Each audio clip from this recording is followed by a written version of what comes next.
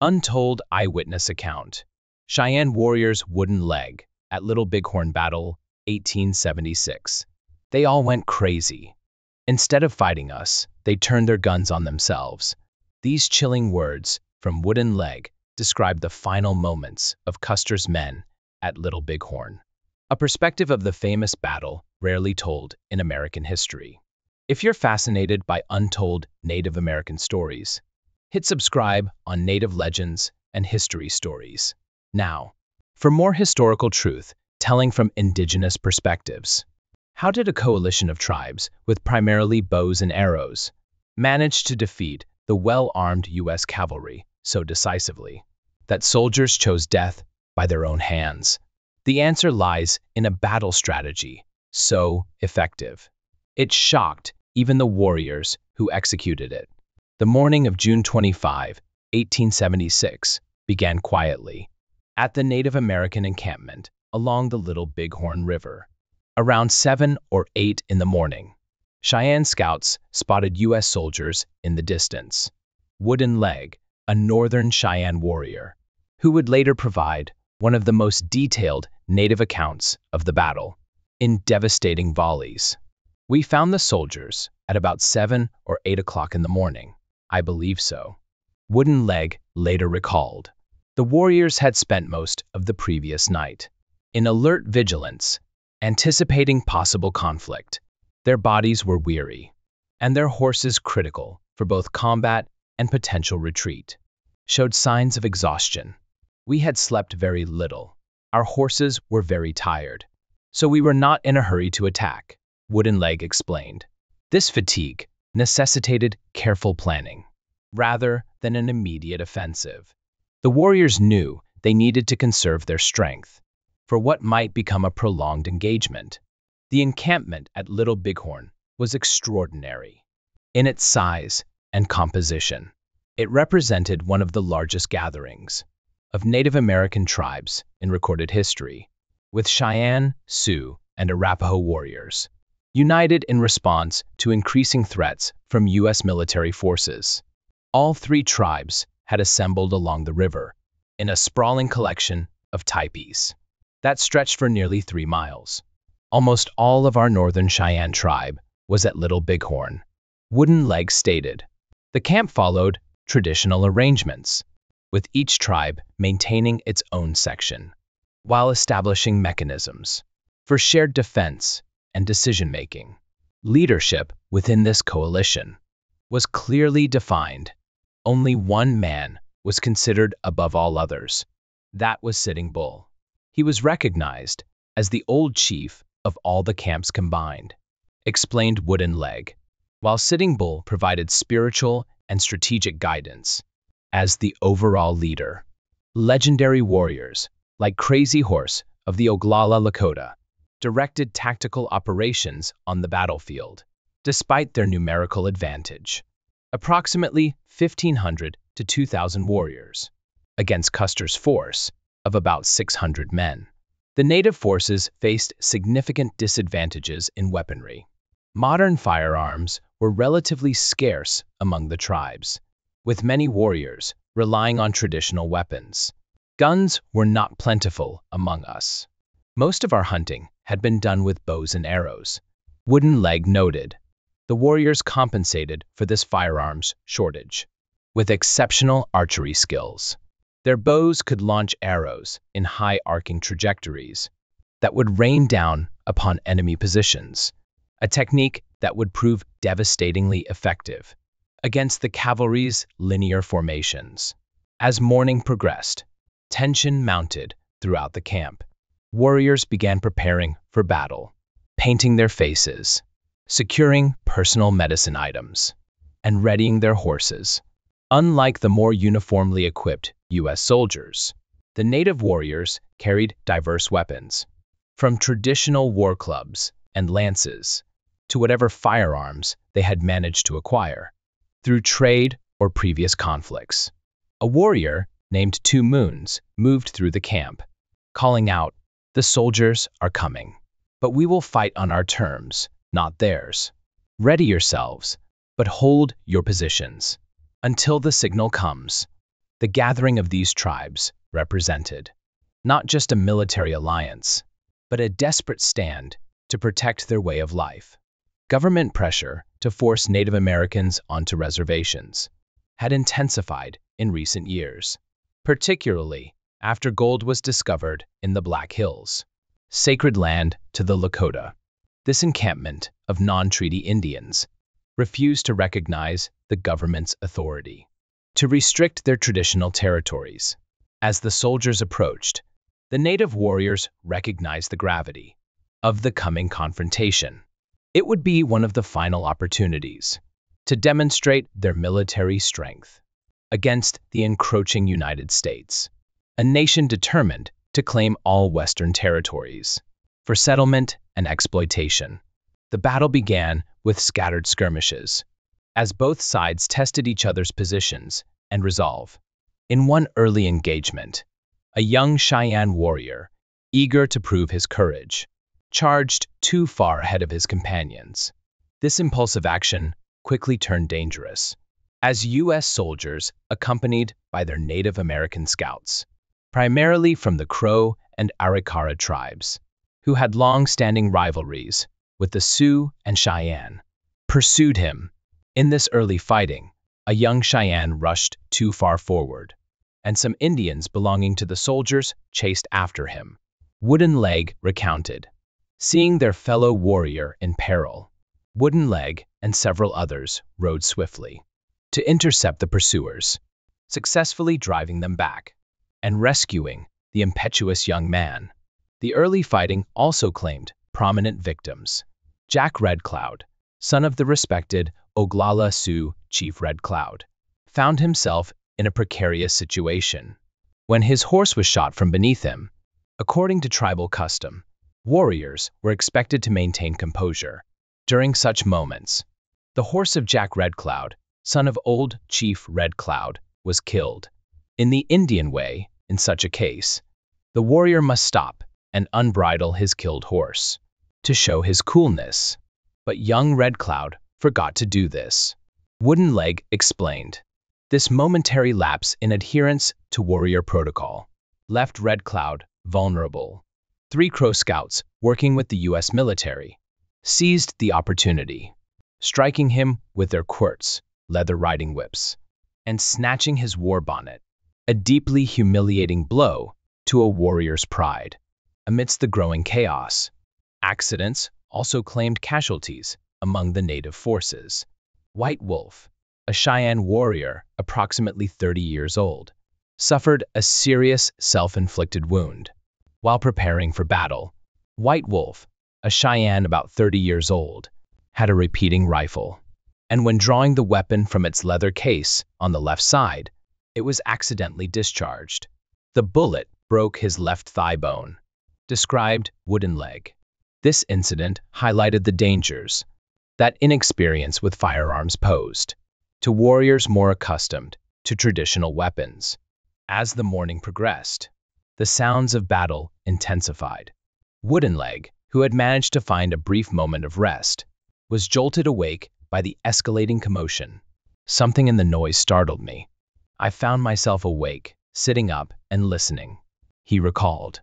Recognizing the unmistakable sounds of combat, he hurriedly donned his battle attire and gathered his weapons, rushing to join the growing conflict.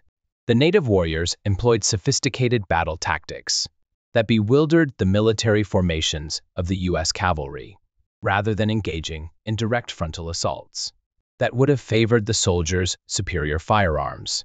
Hundreds of mounted warriors rode rapidly back and forth in front of the military lines, presenting constantly moving targets.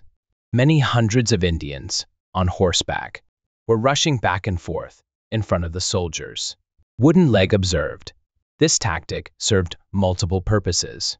It disrupted the soldiers' aim, created confusion about the actual number of warriors, and allowed the native forces to assess the soldiers' positions and response patterns.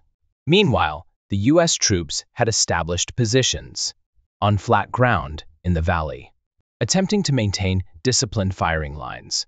The soldiers were on the flat ground of the valley, and were shooting with rifles. But not many bullets were being fired back at them, but thousands of arrows were falling down among them. Wooden Leg noted, the native warriors conserved their limited ammunition while employing their abundant supply of arrows in devastating volleys. The high arcing trajectories of these arrows made them particularly effective against troops in fixed positions. As the battle intensified, native forces began encircling the soldiers, who sought cover in a wooded area.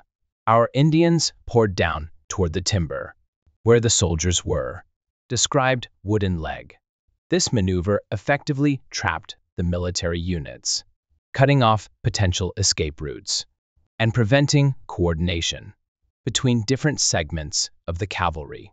The Sioux warriors demonstrated particular resourcefulness, crawling forward with burning materials. The Sioux were crawling forward to set fire to the timber. Wooden Leg recalled, this tactic aimed to flush out the soldiers from their protective cover, forcing them into the open, where they would be more vulnerable. The strategy worked. Suddenly, the hidden soldiers burst out of the timber on horseback. Wooden Leg reported, facing the prospect of being burned out or shot in their increasingly untenable position. The soldiers made a desperate break, charging from the woods and attempting to reach the river for an alternative defensive position.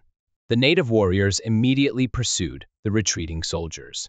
In the chaotic running battle that followed, Wooden Leg joined the pursuit, firing his rifle repeatedly at the fleeing troops. I shot 4 times with my rifle.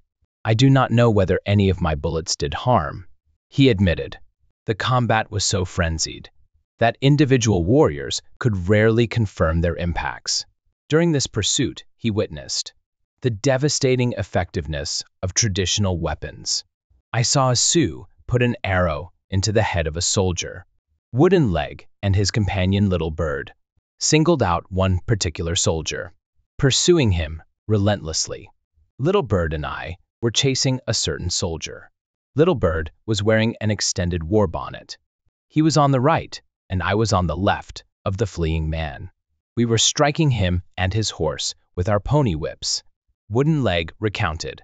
The desperate soldier, aware of the immediate threat, pointed his revolver backward and fired a bullet into Little Bird's thigh. This injury to his companion triggered an immediate response from Wooden Leg. I struck the white warrior on the head with the heavy deer horn handle of my pony whip, he recalled. The powerful blow knocked the soldier from his horse. Wooden Leg quickly seized the opportunity, claiming a valuable prize. I jerked loose the rifle strapped on his back. When I got this weapon, he fell to the ground. This acquisition of a military rifle represented not only a practical gain in firepower, but also a significant trophy of war.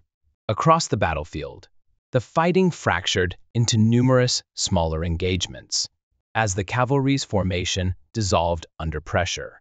In one dramatic episode, 3 mounted soldiers became separated from their comrades. 3 soldiers on horseback became separated from the others and began running up the valley in the direction from which they had come. Wooden Leg observed. The isolated soldiers presented an immediate target. 3 Cheyenne, Sun Bear, Eagle Tail Feather, and Little Sun, along with some Sioux, pursued these 3 white men. The soldiers, recognizing their desperate situation, attempted different escape routes. One of the soldiers turned his horse eastward toward the river and escaped into the timber. The other 2 continued southward. The fate of these men demonstrated the thoroughness with which the native forces cleared the battlefield. No isolated soldiers were permitted to escape and potentially return with reinforcements. Even native scouts working for the U.S. military faced deadly consequences. Wooden Leg witnessed the pursuit of one such scout, identifiable by his distinctive headdress. An Indian wearing a war bonnet belonging to the soldiers was pursued by Crooked Nose, a Cheyenne, and some Sioux. Wooden Leg recounted. These scouts from tribes allied with the U.S. government, primarily Crow, Arikara, and Shoshone, were viewed as traitors by the Sioux and Cheyenne, and when captured, often faced harsher treatment than white soldiers. As the initial engagements concluded, Wooden Leg's attention was drawn to new developments on the battlefield. Someone said to me, "Look there, more soldiers." I saw them on a distant hill down the river, and on this side of us, he recalled. This was likely Colonel Custer's main detachment, positioning themselves for what would become the final phase of the battle. The intensity of combat briefly diminished, allowing Wooden Leg a short respite. He used this opportunity to return to his family's lodge, where he found his father anxiously awaiting news. My father was the only one at our lodge. I told him about the battle in the valley. I told him about having helped to kill enemy Indians and some soldiers at the river. Wooden Leg recounted. This moment revealed the personal dimension of warfare, as the warrior proudly shared his accomplishments with his father. I gave him tobacco I had taken. I showed him the gun and all my bullets. His father, concerned for his son's safety, urged caution. "Your horse is tired," he argued, suggesting that Wooden Leg had done enough for one day. But the young warrior was determined to rejoin the fight. "Yes, but I want to ride another one," he insisted, exemplifying the commitment that drove many warriors to continue fighting, despite exhaustion. With a fresh horse, Wooden Leg returned to the battlefield, where the conflict had shifted to the hills, where Custer's men had established defensive positions. The native forces adapted their tactics to this new terrain. When we came near the fighting, each one chose for himself a special path. Wooden Leg explained. This individualistic approach allowed warriors to utilize the landscape to their advantage, approaching from multiple directions simultaneously, making it impossible for the soldiers to establish a cohesive defense. The warriors crawled along ravines and gullies to approach the soldiers' positions without exposing themselves to direct fire. Once in position, they relied heavily on archery tactics that had proven effective in the earlier engagements. From the Indian hiding places, arrows could be shot high and in long curves to drop down upon the soldiers or their horses. Wooden Leg described. This indirect fire proved devastating to the cavalry. The arrows dropping onto horses stuck in their backs and caused them to plunge about, throwing off the soldiers. These panicked horses disrupted the military formations, leaving soldiers vulnerable to follow-up attacks. Individual warriors employed careful attack patterns to minimize their exposure while maintaining pressure on the soldiers. A warrior would jump up, shoot, duck down quickly, and then crawl forward a little, explained Wooden Leg.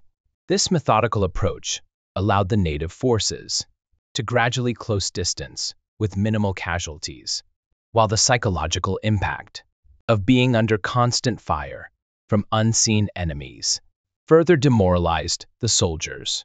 As the warriors tightened their encirclement, a Cheyenne chief named Lame White Man recognized the opportunity for a decisive stroke.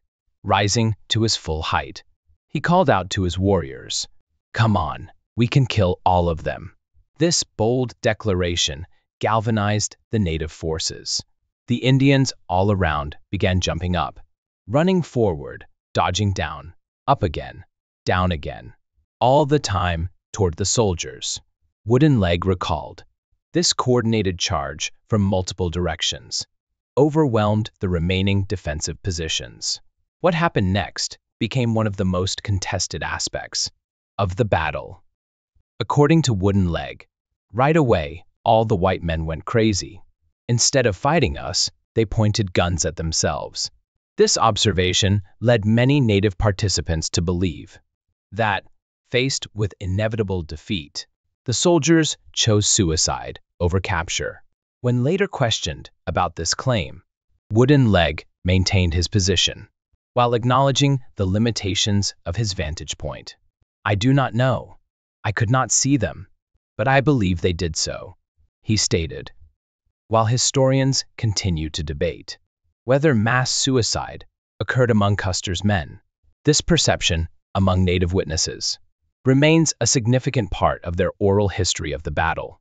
The final moments of the soldiers on Last Stand Hill happened with shocking speed.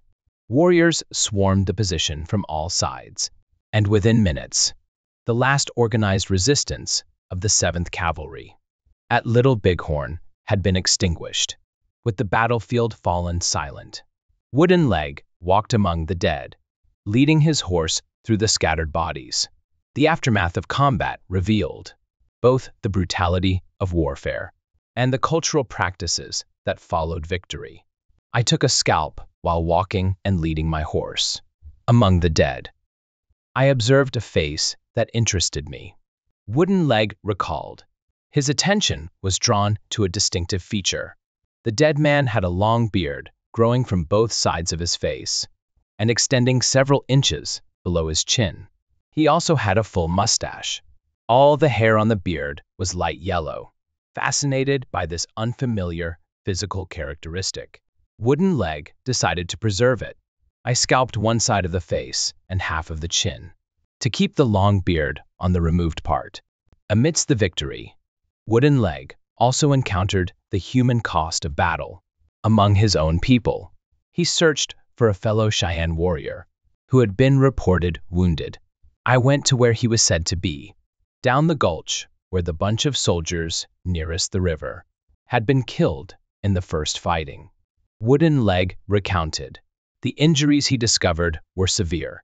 Noisy Walking had been hit by 3 different bullets, one of which had passed through his body. He also had some stab wounds in his side. The native warriors collected various items from the battlefield, often misinterpreting their purpose due to unfamiliarity with American technology. Wooden Leg described his encounter with a pocket watch. It was made of white metal and had glass on one side. When another warrior examined it, he held it close to his ear, then held it closer. "It is alive," he said. Curious, Wooden Leg also listened to the mysterious object. I put it to my ear, tick, tick, tick, tick. Unable to comprehend its actual function as a timepiece, the warriors developed their own explanation. We talked about its use. We generally agreed that it was some special medicine of the soldiers. Despite their overwhelming victory, the battle had claimed native lives as well. 6 Cheyenne were killed. Wooden Leg stated matter-of-factly, though this represented a remarkably low casualty rate compared to the complete annihilation of Custer's forces. News soon arrived that additional U.S. troops were approaching the area. The tribal leaders gathered to determine their next course of action. They decided we should continue in our old direction of travel and not fight any soldiers if we could escape without doing so. Wooden Leg explained. This strategic decision prioritized the safety of their communities over further military confrontation, recognizing that despite their victory, continued conflict with the United States military would ultimately prove unsustainable. Before departing, the Cheyenne held a traditional victory celebration. Charcoal Bear, our medicine chief, brought the buffalo hide from the sacred lodge and placed it upon a pole at the center of our camp circle. Wooden Leg described. During this ceremony, warriors' accomplishments were publicly acknowledged. My father told, in a few words, what his 2 sons had done. This recognition proved particularly significant for Wooden Leg, as it formalized his transition to a new identity. From this time onward, people still used my boyhood name, Eats from his hand, but now this old name has entirely gone away. His actions in battle had earned him the name by which history would remember him, Wooden Leg. The Battle of Little Bighorn stands as one of the most significant Native American military victories against the United States. Through Wooden Leg's detailed account, we glimpse not just the tactical brilliance of the combined Sioux and Cheyenne forces, but the human experiences that shaped this pivotal historical moment. The victory proved temporary. Within a year, most of the tribes involved would be forced onto reservations, their nomadic way of life permanently altered. History books often relegate Native perspectives to footnotes, but stories like Wooden Leg's demand recognition. They reveal complex motivations, sophisticated military tactics, and the human dimensions of a conflict, too often simplified into mere names and dates. If you value these authentic Indigenous perspectives that challenge mainstream historical narratives, subscribe to Native Legends and History Stories. Now, only by understanding all sides of history can we truly comprehend our shared past and build a more honest future.